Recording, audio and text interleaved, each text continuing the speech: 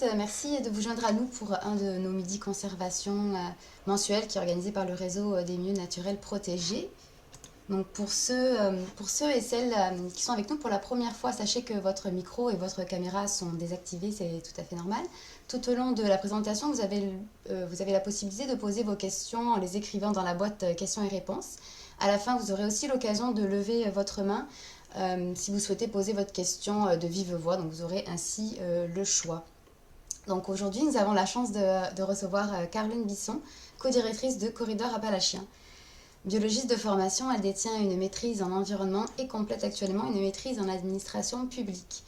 Elle cumule une solide expérience en conservation et en gestion environnementale, acquise notamment auprès de l'organisme de bassin versant Yamaska et du Covabar, mais aussi de la Fédération de l'Union des protecteurs agricoles de la Montérégie, du ministère des Ressources naturelles et de la faune, et également du milieu municipal. Donc son expertise lui donne ainsi une excellente compréhension des réalités territoriales et des différents enjeux.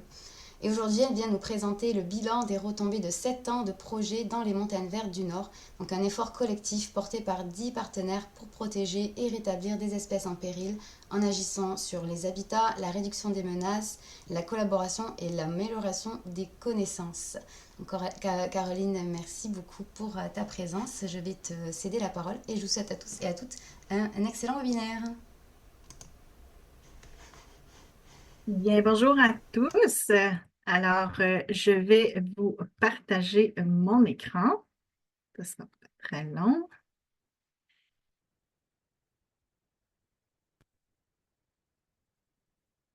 Alors, voilà, ça me fait plaisir d'être présente pour partager l'ensemble des actions vraiment fortes et mobilisatrices qui ont été faites avec nos partenaires sur le territoire des Montagnes Vertes du Nord dans le cadre du projet Lieux prioritaires désignés par les collectivités pour les espèces en péril.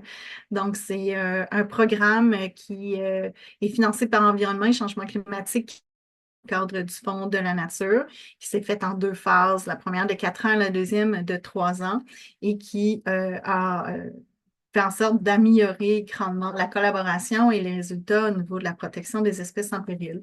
Donc, laissez-moi vous présenter un peu notre organisation, Corridor Appalachien, qui est un organisme de conservation en Estrie qui a été fondé en 2002, basé à Ismen, et le territoire d'action est les Montagnes Vertes du Nord. Nous avons une expertise scientifique qui permet de vraiment travailler en collaboration avec nos membres affiliés. Donc, ce modèle de collaboration fait en sorte que localement, il y a des organismes ancrés qui font le lien avec les propriétaires, qui permettent de faire ressurgir les projets de conservation et l'expertise chez Corridor Appalachien fait en sorte qu'on puisse déployer l'ensemble des actions pour compléter les projets de conservation. Et donc, il y a plus de 200 projets qui ont été faits depuis près de 25 ans, dont entre autres des projets phares. Vous avez entendu parler dernièrement de la forêt bruyère, mais aussi les boisés Cartoon ou Mont Foster, qui est vraiment aussi ancré avec les partenaires municipaux locaux pour la protection des milieux naturels. Excusez-moi. Donc, les montagnes vertes du Nord font partie de la chaîne des Appalaches et le territoire d'action de Corridor Appalachien. Ah, je suis vraiment désolée, ça va très...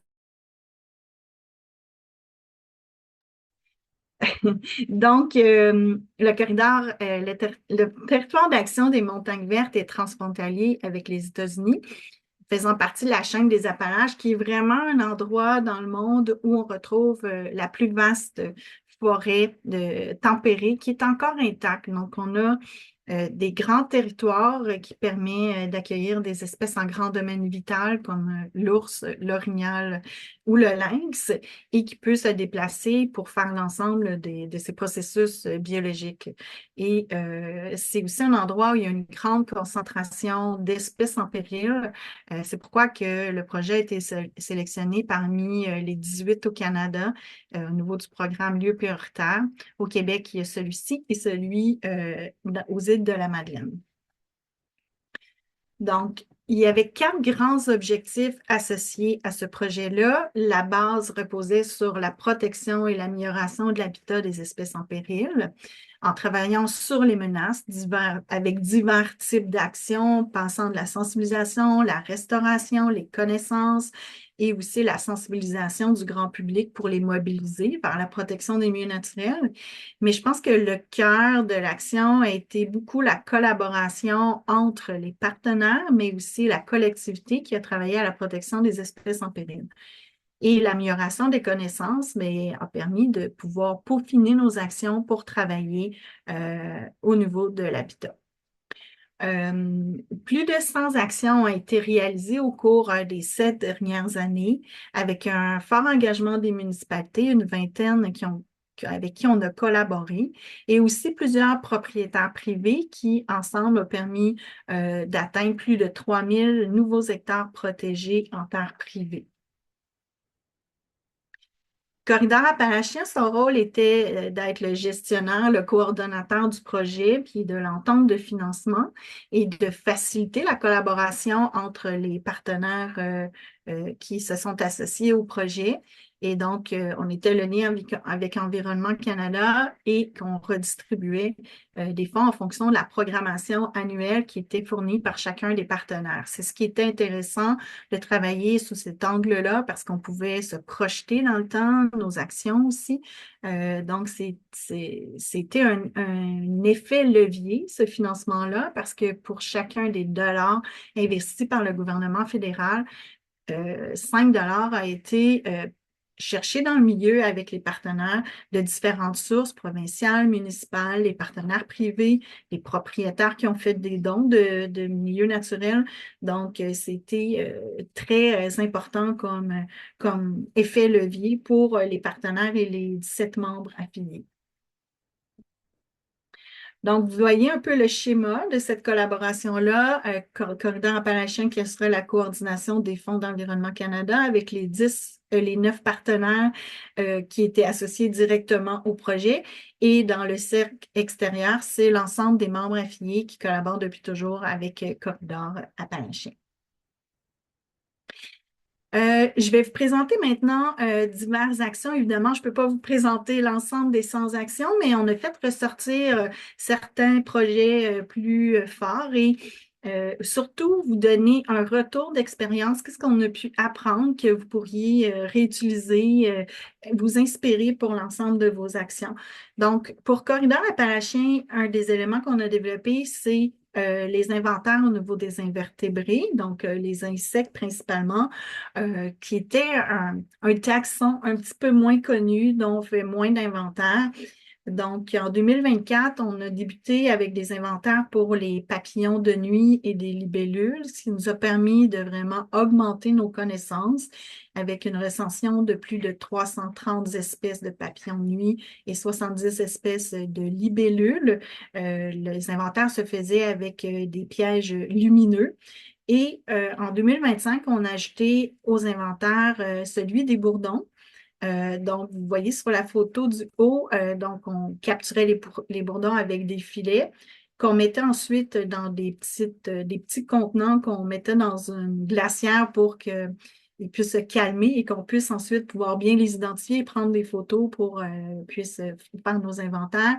Et ce qui a été intéressant, c'est d'identifier le bourdon terricole, qui est une espèce préoccupante au Canada et donc d'adapter nos mesures de protection et de conservation de l'habitat en fonction de cette donnée-là très intéressante parce qu'on sait que, entre autres, les bourdons sont des pollinisateurs très efficaces.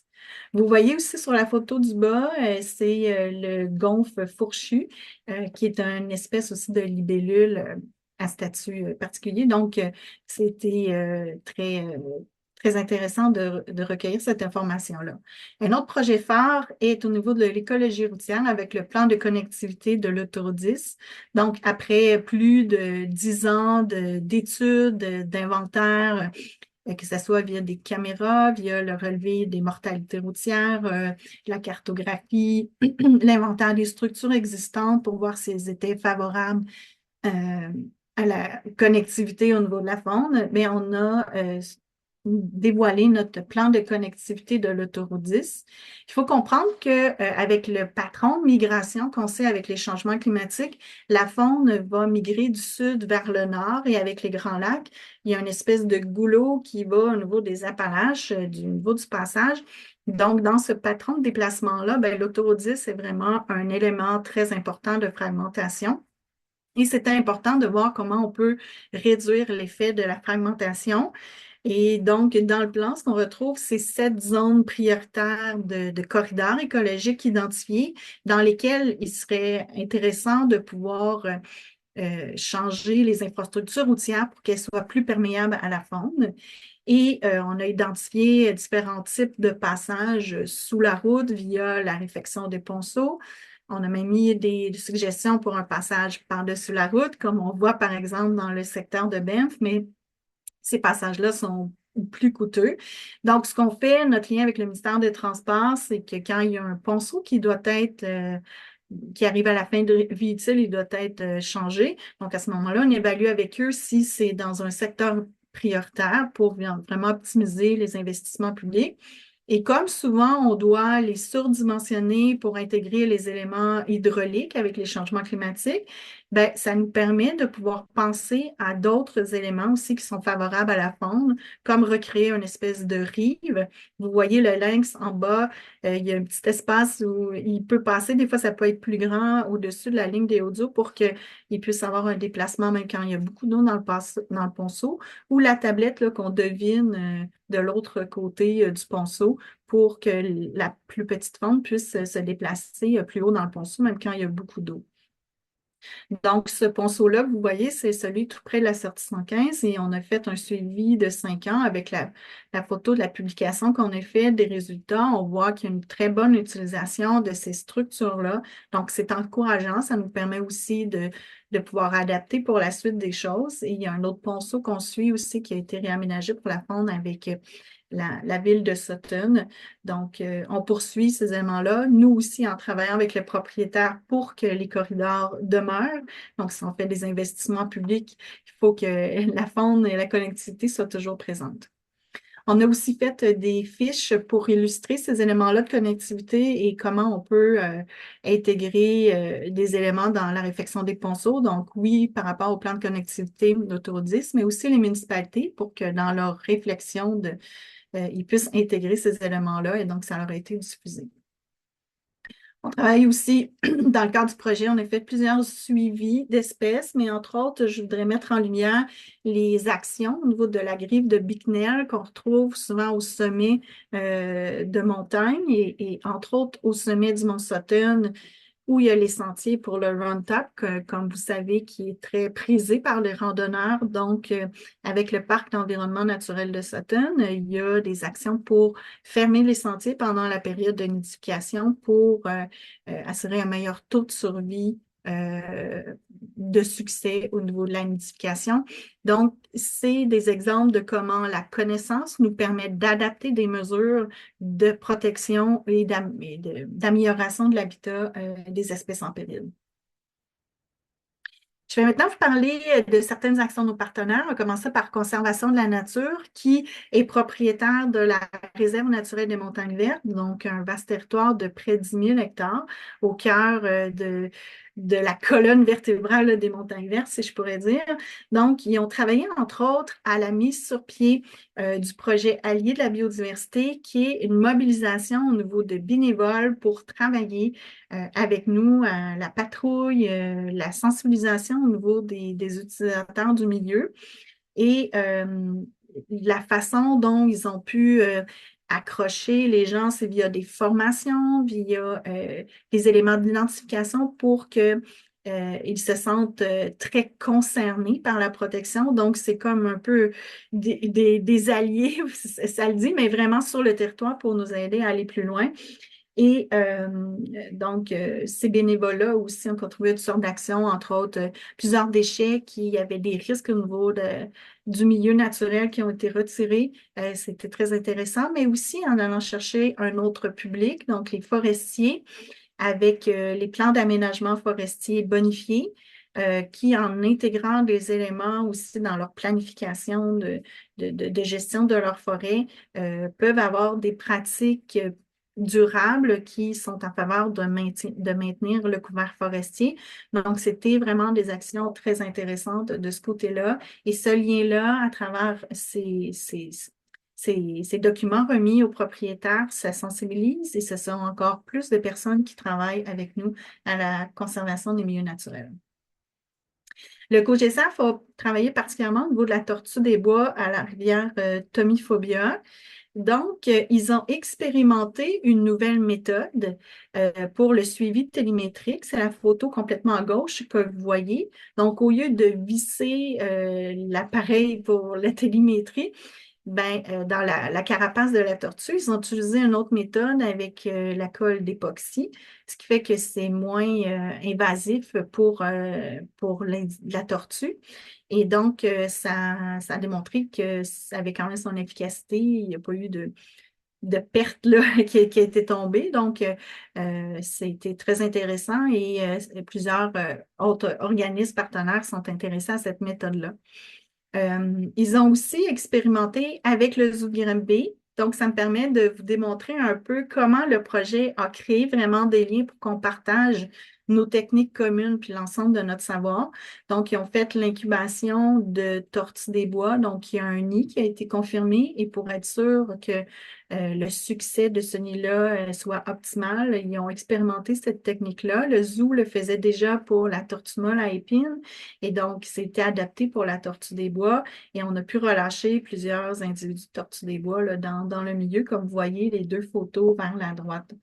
Euh, donc, c'était cette collaboration-là qui a porté fruit pour la protection des milieux naturels. Puis, au niveau des sites de ponte confirmés et de l'inventaire des tortues, il y a eu un lien aussi avec le membre affilié local qui est Fondation Nature Memphremagog pour assurer de conserver en long terme ces habitats-là en travaillant avec les propriétaires certaines mesures de conservation.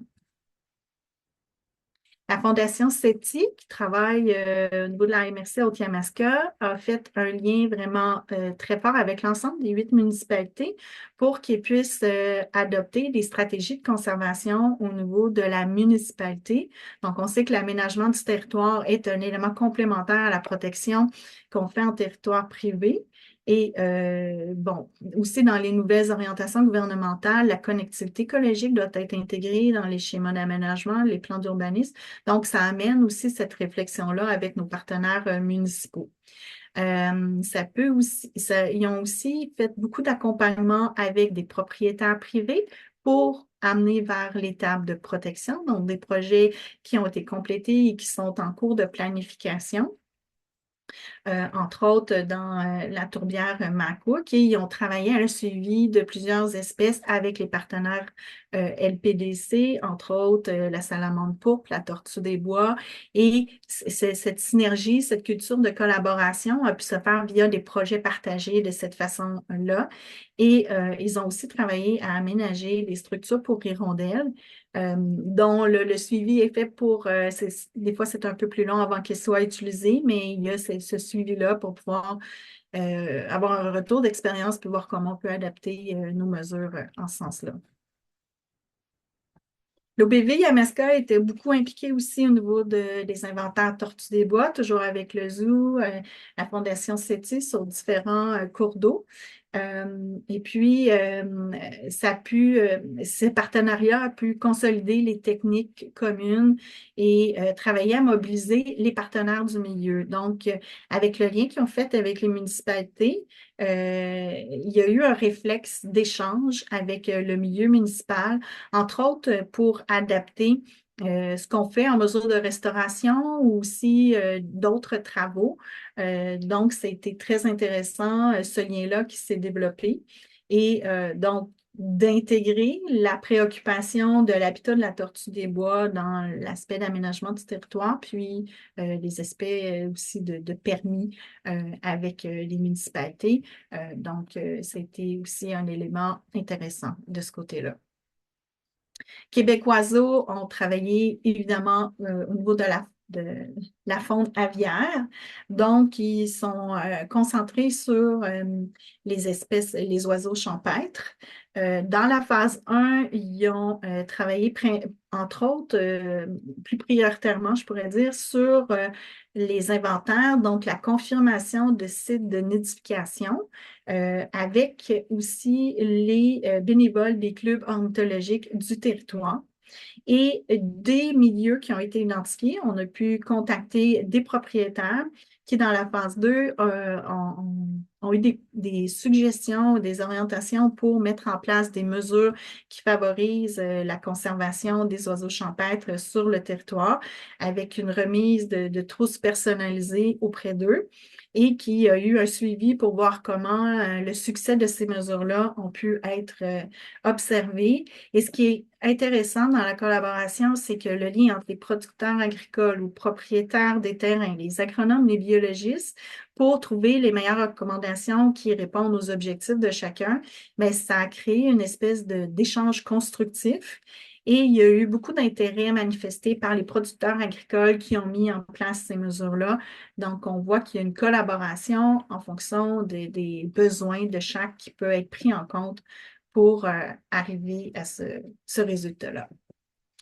Le réseau de milieux naturels protégés, ou le ROC maintenant, a travaillé au niveau d'une carte ici qui met en valeur l'ensemble des actions que vous pouvez aller consulter sur le lien Internet que vous voyez en bleu, donc montagnevertedunord.ca. Et aussi, vous pouvez voir l'ensemble des 12 vidéos qui ont été produites par nos partenaires qui met en lumière les actions qu'on fait en fonction de certains groupes d'espèces ou de certaines autres thématiques. Et donc, ça permet aussi de diffuser à l'ensemble d'un public plus large l'ensemble des actions et pouvoir aller chercher des gens qui vont pouvoir vouloir contribuer à la protection des milieux naturels parce que les vidéos, on voulait aller chercher évidemment au niveau du cœur, donc les gens qui puissent aimer les espèces en péril. Donc, quand on aime, on veut protéger, mais aussi on finissait avec un appel à l'action. Donc, comment chacun des gens, des groupes cibles, puissent faire une action, un effort qui va amener vers la protection des milieux naturels. Mainfrémagog Conservation, qui est un de nos membres affiliés, s'est joint au groupe des 9 partenaires dans la phase 2. Ils ont travaillé principalement sur l'élaboration d'un plan de conservation au niveau du bassin versant du lac Memphremagog, vraiment en collaboration avec différents partenaires, dont les ministères. Et cette approche-là a permis de guider leur action de démarchage pour aller rencontrer des propriétaires plus ciblés dans des sites qui sont plus prioritaires au niveau de la conservation. Et ça a permis aussi, avec diverses actions d'information, de mobilisation, de partager l'information, d'amener les propriétaires à s'intéresser à la conservation volontaire. Et ça s'est conclu avec des projets de conservation qui se sont faits là, avec le membre affilié ou qui a un lien très étroit avec Memphremagog Conservation, qui est Fondation Nature Memphremagog. Et aussi bon, d'autres partenaires comme Canard Illimité. Mais ce projet-là vraiment démontre que l'impact qu'il peut avoir une communauté soudée autour de la protection des milieux naturels parce que le milieu municipal aussi est interpellé dans l'ensemble des actions. Ça a permis de pouvoir pousser plus loin la réflexion de conservation et d'amener aussi dans les prochaines années des projets qui vont se concrétiser au niveau de la protection parce qu'on le sait, là, un projet peut prendre en moyenne 3 ans pour qu'on arrive à la conservation volontaire avec un outil pour un propriétaire. Mais entre-temps, il y a de l'information, des cahiers de propriétaires qu'on peut remettre aux propriétaires. L'organisme de bassin versant de la Baie-Misquoise sont aussi associés dans la phase 2. Ils ont orienté leur action au niveau de l'herpétofaune, l'avifaune et la flore, qui ont fait des inventaires, entre autres, avec Amphibia Nature, au niveau de la rivière Misquois. Et ça a permis de documenter des sites historiques là, On ne savait plus si, il y avait encore de l'herpétofaune ou d'autres espèces en péril qui étaient présentes dans les milieux concernés. Et ça a aussi permis de développer le partenariat avec le membre affilié local, qui est la fiducie foncière du Mont-Pinac, pour faire le lien avec les propriétaires des habitats identifiés où on a confirmé les occurrences, pour leur présenter l'information sur la biodiversité, la richesse qu'ils ont sur leur terrain, avec des cahiers de propriétaires, et leur présenter des options de conservation pour qu'on puisse développer avec eux des outils pour aller plus loin. Donc, on voit encore que la connaissance permet d'adapter nos stratégies qu'on va mettre en place ensuite pour aller vers les outils de protection, de restauration, mais vraiment pour améliorer l'habitat de l'espèce en péril. Voilà. Et finalement, avec le Zoo de Granby, c'était aussi un partenaire fort dans le projet Lieux prioritaires.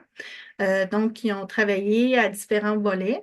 Donc, un premier au niveau, entre autres, des chauves-souris, où ils avaient un refuge hivernal pour s'assurer que les chauves-souris qui, des fois, se réveillaient pour toutes sortes de raisons en période hivernale chez les gens qui voyaient ça dans leur entretoit, mais ils étaient finalement un refuge pour assurer qu'elles puissent passer le reste de la période hivernale de leur hivernation, donc, et qui sont relâchés par la suite. Donc, c'est plus de 400-500 chauves-souris qui ont pu être de cette façon-là rescapés, là, qui ne brûchent pas toute leur réserve d'énergie en se réveillant en plein hiver.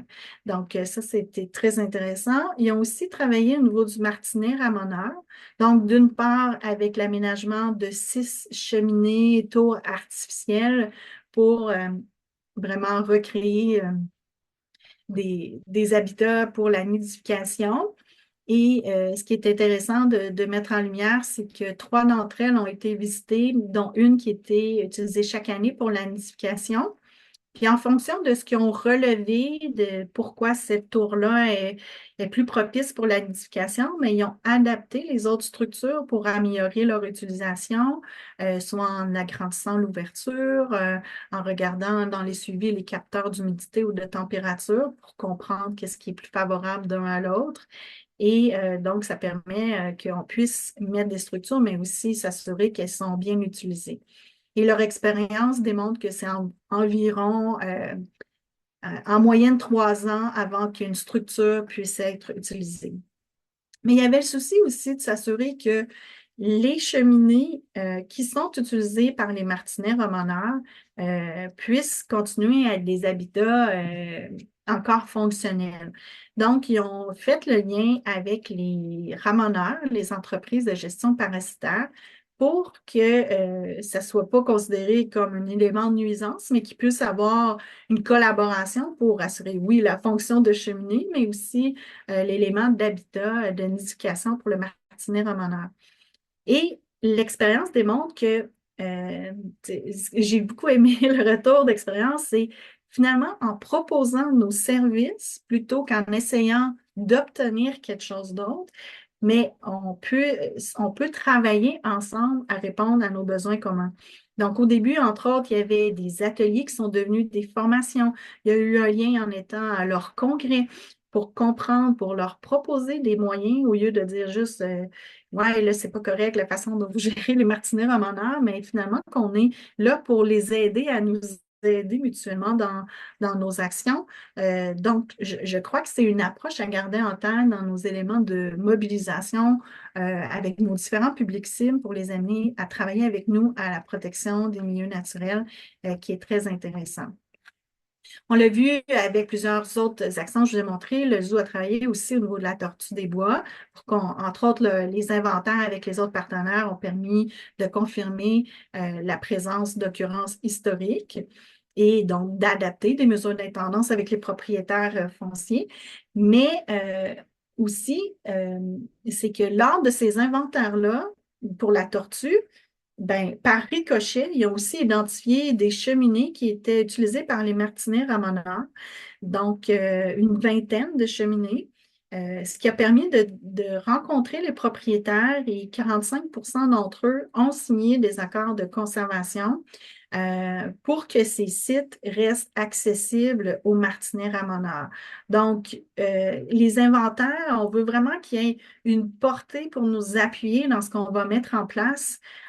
Oui, c'est de la connaissance qu'on veut aller chercher, mais je pense qu'il faut aussi le penser dans comment ça va nous aider dans nos actions pour protéger les espèces en péril. Puis ça, ben, c'est un exemple qu'il faut rester à l'affût aussi, plus large que peut-être une cible qu'on fait dans ce sens-là. Donc, c'est intéressant aussi ce retour-là d'expérience. Donc voilà, moi j'ai été plus vite que le temps. Ça me permet peut-être d'avoir plus de questions. Mais je vais vous partager une vidéo qu'on a réalisée pour montrer l'ensemble des actions communes. Ce ne sera pas très long. Arrêtez ça. J'espère. Il pourrait qu'il y ait un petit lag, mais ça devrait être pas si pire.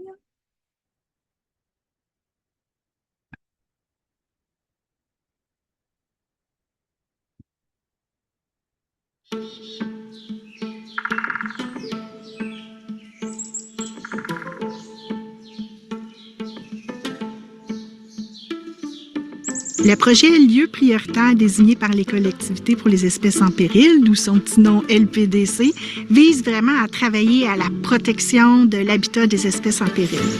Il y a 18 projets au Canada, dont 2 au Québec et le projet des Montagnes Vertes du Nord. Selon moi, ce projet a vraiment créé de belles rencontres. Il y a eu énormément de partage d'expertise et d'expérience entre les partenaires. Donc, on maximise, nous, les forces de chacun en collaborant et donc, on peut avoir plus de retombées sur le terrain en termes de protection, de restauration, de conservation des milieux naturels. Chacun a son rôle et chacun a son territoire d'action. Nous, on est connus sur le terrain, dans le bassin versant du lac Memphremagog, surtout même sur les berges du lac Memphremagog, mais il y a d'autres organismes avec qui on collabore en périphérie de notre territoire et la biodiversité n'a pas de limite finalement et on a besoin de créer des corridors écologiques un peu partout autour de notre territoire. On a plus de 75 actions qui ont été faites par l'ensemble des partenaires, mais je pourrais mettre l'accent sur la protection de plus de 2800 hectares d'habitat. Dans les dernières années, on a réussi à mettre en place des inventaires d'invertébrés qui nous ont permis de confirmer des dizaines d'espèces de libellules, de papillons et de bourdons qui n'étaient pas du tout connus dans la région. Les résultats du projet sont quantifiables en termes d'hectares, de superficie protégée, de nombre d'espèces. Mais je dirais que le projet va bien au-delà. Les résultats sont la collaboration vraiment mise en place entre les partenaires, l'ancrage dans le territoire. C'est moins d'administration et plus d'actions concrètes, plus de partenariats. Au final, le financement est nécessaire pour pouvoir poursuivre la recherche puis s'assurer que notre biodiversité puisse s'adapter au changement climatique. On a quelques projets en tête, notamment pourquoi pas créer un outil pour encore plus faciliter le partage de données entre les partenaires et ainsi avoir une collaboration encore plus efficiente. En ce moment, on est à seulement 9%, donc il reste beaucoup de milieux naturels d'importance écologique à s'assurer de leur protection. Donc, on aimerait agir dans d'autres secteurs pour tendre vers le 30% d'aires protégées. Avant le projet, les organismes travaillaient un peu chacun de leur côté, des fois sur le même projet, puis ils ne savaient pas nécessairement fait de lien. Et là, on a pu optimiser nos efforts, partager des connaissances, améliorer nos techniques communes en partageant tout ce savoir-là, puis en étant encore plus efficace, donc pour être sûr qu'on ne fera pas deux fois la même affaire sur le territoire.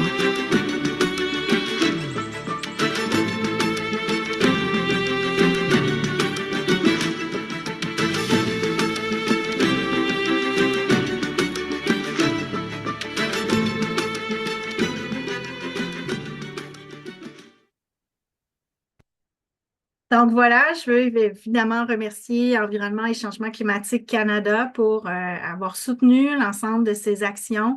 Et puis, j'espère que ce retour d'expérience-là a pu vous inspirer pour mettre en place différentes actions similaires dans vos projets.